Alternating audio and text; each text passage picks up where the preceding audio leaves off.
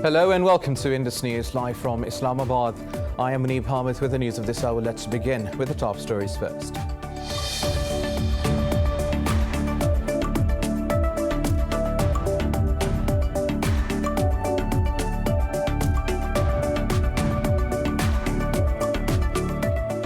Counting is underway after polling in Azad Jammu and Kashmir's parliamentary elections. Authorities said elections were held in peaceful environment across the valley, where more than 3.2 million voters were registered.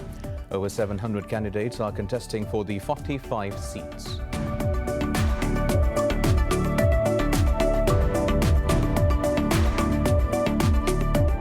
More than 22,000 Afghan families have fled amid fighting in the former Taliban bastion of Kandahar. Since early May, violence has surged across Afghanistan after the Taliban launched a sweeping offensive amid withdrawal of foreign troops. This comes as authorities arrested 4 suspected Taliban fighters over this week's rocket attack on Kabul.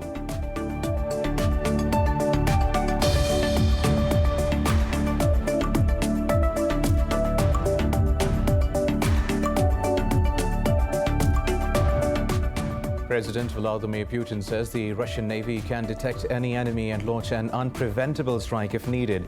He was speaking at a Navy parade in St. Petersburg weeks after a UK warship angered Russia by passing the Crimea Peninsula.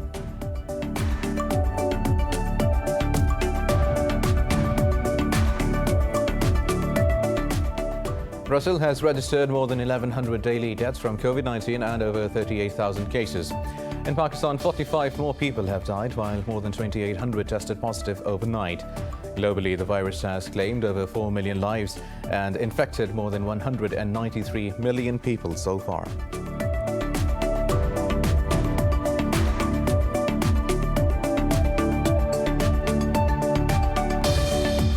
And in the Tokyo Olympics, China continues its winning streak into the second day of the Games, bagging 2 more gold medals. The duo Shi Tingmao and Wang Han claimed the medal in the women's 3-meter synchronized springboard, while Li Feiwen won the gold medal in the men's 61-kilogram weightlifting event. China tops the medal standings with 5 golds, followed by Japan with 4 and the US and South Korea on 2 each.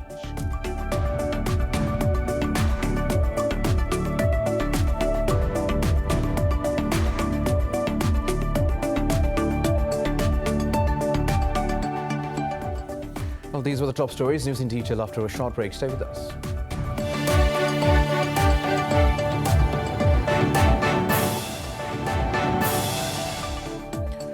Welcome back. Now let's have the news in detail. Counting is underway after polling in Azad Jammu and Kashmir's parliamentary elections. Over 700 candidates are contesting for 45 seats of Legislative Assembly. In sharp contrast to the elections held in the Indian-occupied Kashmir, where the majority of locals boycotted polls amid a crushing curfew. Authorities said elections were held in peaceful environment across Azad Jammu and Kashmir. First-time army was not deployed on polling stations. Voters exercised their right in a democratic, free and safe environment. A vibrant election campaign preceded the elections, where tens of thousands showed up at political public meetings. More than 3.2 million Kashmiris are registered to cast their ballots. 45 seats are up for grabs in the 53-member House for a 5-year term. Among them, 12 seats are reserved for refugees from occupied Jammu and Kashmir settled in Pakistan. Now, for more on this, we have been joined by Minahil Ahmed, our correspondent from Islamabad. Now, Minahil, can you please share the general atmosphere outside the polling stations where the counting is underway? Yes, Muneeb, it's quite an overwhelming and exciting atmosphere out here. You know, the counting is underway and all the voters are out here cheering and chanting slogans for their representatives, and even political representatives are coming out here to show their support for their voters. You know, their children out here singing and hoping, and they're very hopeful that and they're chanting slogans and, you know, really shouting, and it's a very lovely and a very lively atmosphere out here. Right, Minahil, the overall polling across Azad Jammu and Kashmir remained peaceful. What is the situation on the ground? Yes, it was a quite peaceful election, especially these 12 constituencies that were representing the refugees that migrated from Indian-occupied illegal Kashmir, who migrated to Pakistan in 1947 and 1965. One of the polling stations being where I'm present right now in G6 Islamabad. The process has been quite smooth, and these constituencies and these districts are very crucial for these elections because if any political party even wants a majority or all of these seats, they will have a very comfortable position to clinch the spot as the Prime Minister of Azad Jammu and Kashmir. So the process has been really smooth. Every Kashmiri out here was given the right to exercise their vote and to represent their representative and to vote for them. And, the Election Commission really did play a very crucial role in maintaining a free and fair election. Right, Minahil, lastly, what was the prime campaign issue of the Kashmiris in the run-up to these polls? Unfortunately, due to the tragic history of Kashmir, like every year, this year their main concern was to resolve the Kashmir issue in alignment with the UN resolutions. I've spoken to a few voters out here who had come here to cast their vote and are now out here waiting impatiently to know the results. And almost every Kashmiri that I spoke to, they want a peaceful resolution to the Kashmir issue. They don't want to be divided by the line of control anymore. They want to be united, and they really want that the UN and the global community to step in and resolve the Kashmir issue. And they're hopeful that whatever government comes next will play an important role to resolve this issue permanently. Right, Minahil Ahmed, correspondent Indus News. Thank you for updating us on Kashmir elections. Now, moving on, Indian forces have martyred another civilian in occupied Jammu and Kashmir. The youth was targeted during the so-called search operation in Kulgam district's Yaripura area. Occupation forces have imposed a complete communications blackout in the area. The operation was underway till the last reports came in. The Indian forces have now killed 6 Kashmiris in Kulgam, Bandipora and Baramulla districts over the past 48 hours. Rights groups say the occupying troops have martyred at least 400 Kashmiris since August 2019. Now, in Afghanistan, more than 22,000 families have fled amid fighting in the former Taliban bastion of Kandahar. This comes as authorities arrested 4 suspected Taliban fighters over this week's rocket attack on Kabul. Local authorities had set up 4 camps for the displaced people, who are estimated to be about 154,000. A Kandahar resident says his house had been taken over by the Taliban after they fled. Earlier, the Afghan government imposed a nighttime curfew across 31 provinces to curb violence and movement of the Taliban. Since early May, violence has surged across Afghanistan after the Taliban launched a sweeping offensive amid withdrawal of the foreign troops. Moving on, now, Russia and Tajikistan have discussed joint measures to counter threats from the Taliban in the Tajik-Afghan border area. Russian Defense Minister Sergei Shoigu discussed this with his Tajik counterpart Sherali Mirzo in a telephone call. This comes a day after Russia pledged to help its ally Tajikistan to build a new outpost on the border. Russia operates a military base in Tajikistan, whose government has expressed concern about the deteriorating situation in Afghanistan. The 2 countries and Uzbekistan will hold joint military drills close to the Tajik-Afghan border next month. Moscow has already started delivering new hardware to its Tajik base to reinforce the border. President Vladimir Putin says the Russian Navy can detect any enemy and launch an unpreventable strike if needed. He was speaking at a Navy parade in St. Petersburg weeks after a UK warship angered Russia by passing the Crimea Peninsula. He added Russia is capable of detecting any underwater, above water and airborne enemy. President Putin reviewed the parade on the Neva River to mark Russian Navy's 325th anniversary. Pakistan's Navy ship Zulfikar is also participating in the parade. It involves more than 50 ships, vessels, submarines, windjammers and 4,000 personnel. About 50 aircrafts are also taking part in the naval parade's flyover. Now, Brazil has registered more than 1,100 daily deaths from COVID-19 and over 38,000 cases. Globally, the virus has claimed over 4 million lives and infected more than 193 million people. More details about the pandemic in this report. Patience across the world is running out as the new wave of COVID-19 cases, fueled by the Delta variant, forces the world back to lock itself down.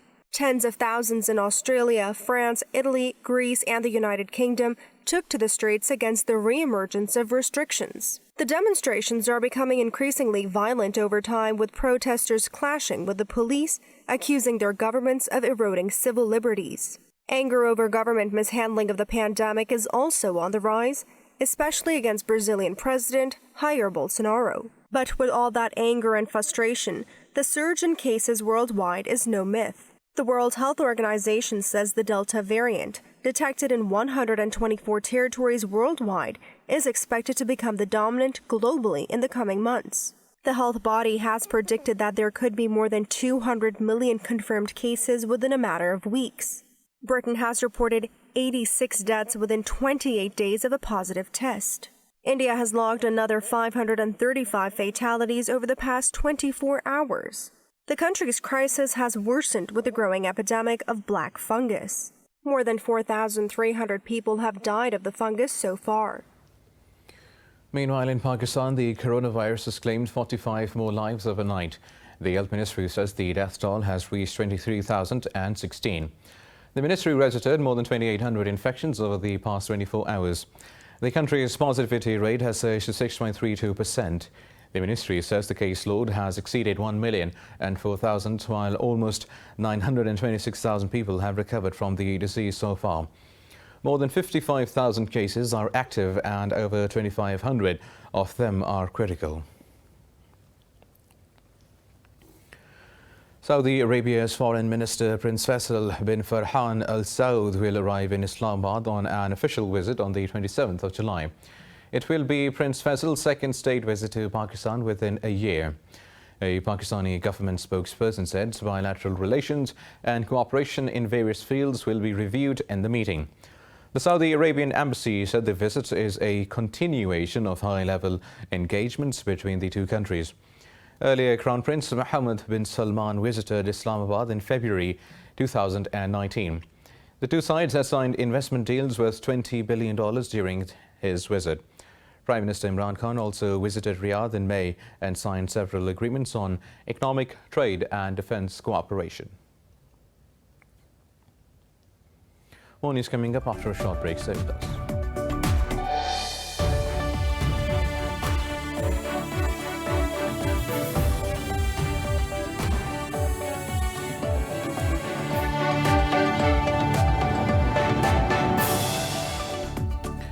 Welcome back. Now, Turkey says 2 of its soldiers have been killed in northern Syria. Turkish Defense Ministry says 2 other soldiers were wounded in the attack on their armored vehicle. In a tweet, the ministry said the attack was carried out in the Operations Euphrates Shield zone. It said Turkish forces immediately launched retaliatory fire and hit the targets effectively. The ministry added punitive shots against terrorist positions continue. Now, Iran has dismissed UN human rights boss criticism on violence in protests over water shortages as meddling in its internal affairs. Details in this report.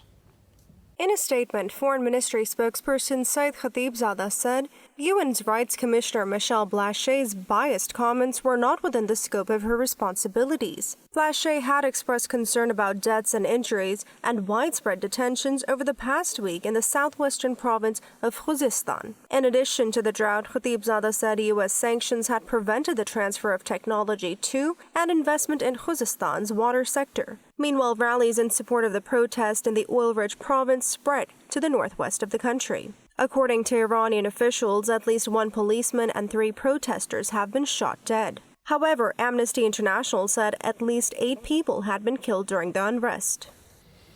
Now, the US and Chinese officials are set to hold talks over a wide range of issues causing friction between the world's top economies. U.S. Deputy Secretary of State Wendy Sherman will meet Chinese Foreign Minister Wang Yi in Tianjin today. The meeting is a continuation of the Alaskan talks where China publicly slammed the U.S. over its hegemonic policies. US officials say Sherman will stress the need for a level playing field and guardrails to avoid any conflict. They say the two economies' powerhouses need responsible ways to manage competition. The relations between Washington and Beijing are strained over host issues including human rights, economy, technology and territorial claims. Britain is hosting climate and environment ministers from 51 countries on Sunday. The critical talks come ahead of November's 26th UN Climate Change Conference of the Parties in Glasgow. British Minister Alok Sharma, who is president of the COP26, will convene the two-day meeting. A statement released by the British government said Sharma hopes to sketch the outline of the Glasgow outcome. Ahead of the ministerial, Sharma urged the countries to collectively safeguard Earth's future.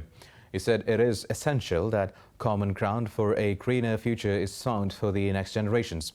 It is the first face-to-face ministerial meeting of its kind in more than 18 months involving ministers from the US and China. Now in India, the death toll from floods and landslides triggered by the heavy rains has risen to 147. Officials say 9 people have died in southwest Karnataka, while 138 in Maharashtra state. Talking to the media, Karnataka officials said at least 3 others are missing in the flood-affected regions. Authorities have issued a red alert in 7 districts of the state, predicting 3 more days of rainfall. Rescue teams struggled through thick sludge and debris to reach dozens of submerged homes. Now, China's eastern coast is bracing for a major typhoon just days after deadly floods devastated the central parts of the country. The typhoon, dubbed in Fa, is expected to make landfall in the province of Xinjiang near Shanghai today. The typhoon is about 95 kilometers away from the province and moving at a speed of 15 kilometers per hour. Forecasters warn it could trigger flash flooding, mudslides and gusts up to 120 miles per hour. The Xinjiang Emergency Management Department upgraded its typhoon response to the highest level. Authorities shut down railways and ports with flights cancelled and villagers evacuated to temporary shelters. Now in the US, firefighters have gained ground on the nation's biggest blaze as smoke from scores of raging wildfires blocked the sunlight. Officials say the bootleg fire in Oregon has now been contained by 42%. Smoke in the lower atmosphere coming from California wildfires has floated over the bootleg, helping the crews make progress. According to the authorities, the smoke shading created cooler and more stable surface conditions. Around 2,000 firefighters are battling the blaze, which has scorched over 401,000 acres in the state. More than 80 large active wildfires in 13 US states have so far charred about 1.3 million acres. Now in Germany, a Munich-based travel agency is selling tickets to space. The 250,000 euros ticket will let buyers fly aboard Virgin Galactic to space for an hour. Details in this report. Luxury travel agents Design Racing is the only agency in Germany handling the bookings for space travel. The agency's manager, Marion Aliabadi, says anyone can fly provided they are physically fit and not recovering from an operation. It doesn't matter how old you are. You can be 90. If you're healthy and sporty, there are people who are 90 years old and still do many things. Age is not the limit, health is. The cardiovascular system should be okay. A recent heart attack or operation is not ideal because there is pressure on the body and nobody wants a scar breaking. Commercial space travel has drawn mixed opinions from the public, with some excited by the possibility while others remaining skeptical. Well, I like the idea because at first glance it looks totally unreal and utopian. But with any sort of progress, you have to start somewhere. So I find it quite interesting. No, not for me. I'm scared of space. I'm rather on Earth. I'm also scared of water. It's not for me. With billionaires Richard Branson and Jeff Bezos flying into space recently, there has been a lot of talk surrounding commercial space travel. Ali Abadi stumbled across Branson's project in 2009 and undertook 12 years of training to understand what she is selling. So far, her agency has managed to sell 8 tickets to male clients. Now for the weather updates, we have Naila Shuja with us.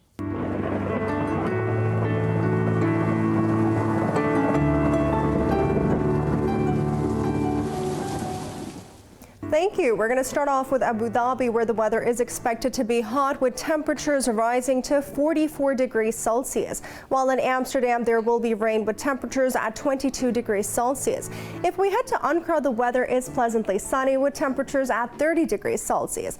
Moving down to Auckland, the temperature is chilly at 15 degrees Celsius with rain expected. Now, if you are traveling to Bangkok, there will be clouds overhead with temperatures around 29 degrees Celsius.